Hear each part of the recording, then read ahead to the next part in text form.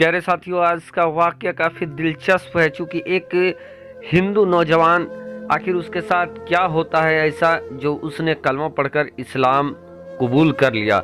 बिल्कुल दिलचस्प वाकया। एक धार्मिक इंसान जो लोगों की मदद किया करता था, एक इंसान जो सुबह सवेरे सूरज की पूजा किया करता था और ज़िंदगी का आखिरी लम्हे तक वो इस काम को करता रहा, लेकिन फिर अचानक उसके साथ क्या ऐसा हो जाता है कि वो इस्लाम कबूल कर लेता है, कलमा पढ़ लेता है।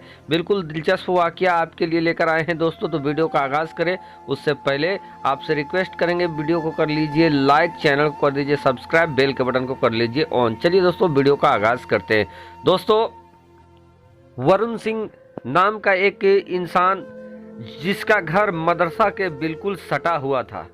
दोस्तों, ये इंसान यूँ तो गैर मुस्लिम था, लेकिन ये लोगों की हमेशा मदद किया करता था। चाहे हिंदू हो चाहे मुसलमान हो, सबकी ये मदद किया करता था। खुद भी एक धार्मिक इंसान था। इसके बारे में बताया जाता है कि वरुण सिंह का ये काम जवानी से बुढ़ापे तक ये रहा कि ये सुबह उठता और मदरसे के सामने होने की वजह से मदरसे के अंदर एक कुआं था, उस कुएं पे जाता, कुएं से पानी निकालकर नहाता और नहाने के बाद वो सूरज का इंतजार करता। सूरज जैसे ही निकलता सूरज की पूजा करता और उसके बाद वो अपने घर को चला जाता।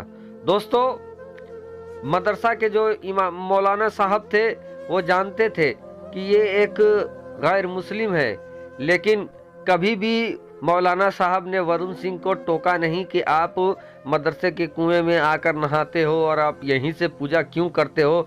कभी भी मौलाना साहब ने उसको टोका नहीं और कभी भी वरुण सिंह ने भी मौलाना साहब से बात करने की कोशिश नहीं की।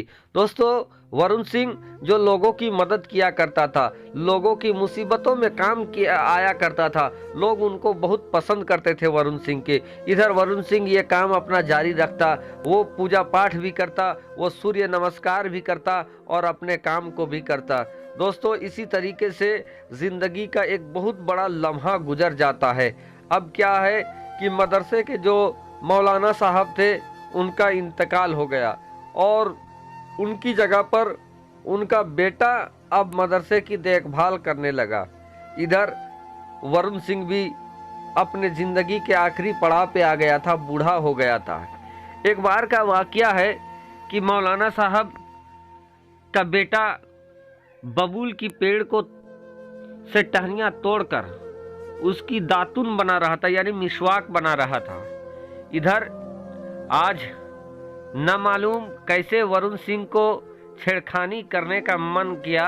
वरुण सिंह जब मदरसे के कुएं में नहाने को गया तो वो आज मौलाना साहब को छेड़ा और छेड़ते हुए ये कहा कि मौलाना, आप तो दुनिया भर में इस्लाम की तालीमें बांटते हो, लोगों को इस्लाम की आने की दावतें देते हो। मैं तो आपका पड़ोसी हूँ और पड़ोसी के ताल्लुक से इस्लाम में बड़ा हुकूक है, हक है, और इस नाते भी कभी आपने मुझसे इस्लाम में दाखिल होने का न्योता नहीं दिया।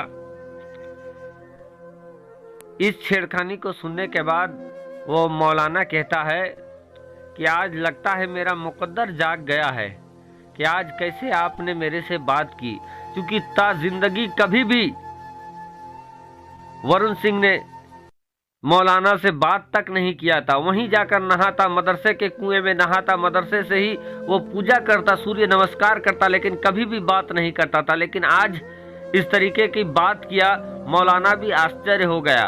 उसको वरुण सिंह को अपने साथ वो पकड़कर अपना हुजरा जो होता है रूम, वहाँ ले गए और उसके बाद वहाँ जाने के बाद उन्होंने एक बात ऐसी बताई कि अब वरुण सिंह के पैरों के नीचे से जमीन खिसक गई। वरुण सिंह जब मौलाना के हुजरे में गया तो उन्होंने कहा कि ना तो आपके बाप ने कभी मुझे इस्लाम की दावत दी, ना आपने मुझे कभी इस्लाम की दावत दी। मौलाना साहब कहते हैं कि वरुण सिंह जी, आप तो एक नेक इंसान हैं और मेरे वालिद ने मरने से पहले मुझे ये कहा था कि मुझे वरुण सिंह में एक नेक इंसान की झलक, एक जन्नती इंसान की झलक दिखती है। ये अपना जब इस दुनिया को छोड़कर जाएंगे तो ये ईमान वाला होकर जाएंगे। बेटा इसको कभी छेड़ना नहीं, और यही वजह है कि मैंने कभी आपको छेड़ा नहीं।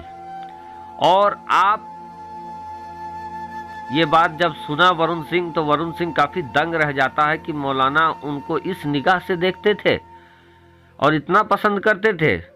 उसके बाद अब मौलाना को एक अजीब रौब सा छा गया उनके अंदर। मौलाना इनको कहने लगते हैं कि आप जो पूजा कर रहे हैं वरुण सिंह जी, तो कभी कभी मैं देखता हूँ कि सूरज निकलता नहीं है, तो कभी कभी आप ही नहीं आते हो। तो ऐसा बताएं, क्या जब आप नहीं पूजा करने के लिए आते हो तो क्या ये सूरज गुस्से में आ जाता है, या कभी कभी ये सूरज क्यों नहीं निकलता है? वरुण सिंह कहते हैं कि हाँ, अगर मैं पूजा नहीं करूं तो मेरा सूर्य देव नाराज हो जाते हैं, और कभी कभी बादलों की वजह से वो निकल नहीं पाते हैं, दिख नहीं पाते हैं, और मैं पूजा नहीं कर पाता हूँ। मौलाना कहता है कि आप जिनको अपना ईश्वर तस्लीम कर रहे हैं, मान रहे हैं, वो बादलों की वजह से छिप जाए, बादल उन पर गालिब आ जाए, तो ऐसा चीज भगवान कैसे हो सकता है, ईश्वर कैसे हो सकता है?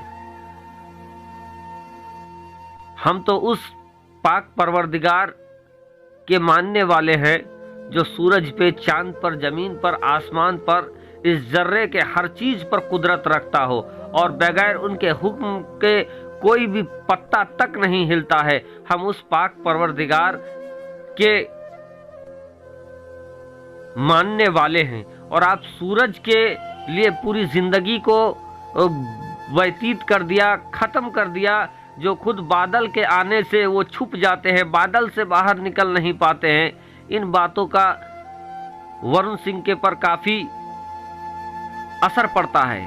वरुण सिंह घर चला जाता है और सोचने लगता है, सोचते सोचते इतनी डीप सोचता है कि उसको ये लगने लगता है कि कहीं अगर आज की रात ही मैं मर जाऊं तो फिर मेरी ज़िंदगी ख़त्म हो जाएगी, मैं तौबा भी नहीं कर पाऊंगा। बहरकैफ वो इंसान फजर के वक्त ही उठकर मौलाना के पास चला जाता है और खटखटाता है, आकर कुछ बोलना चाहता है।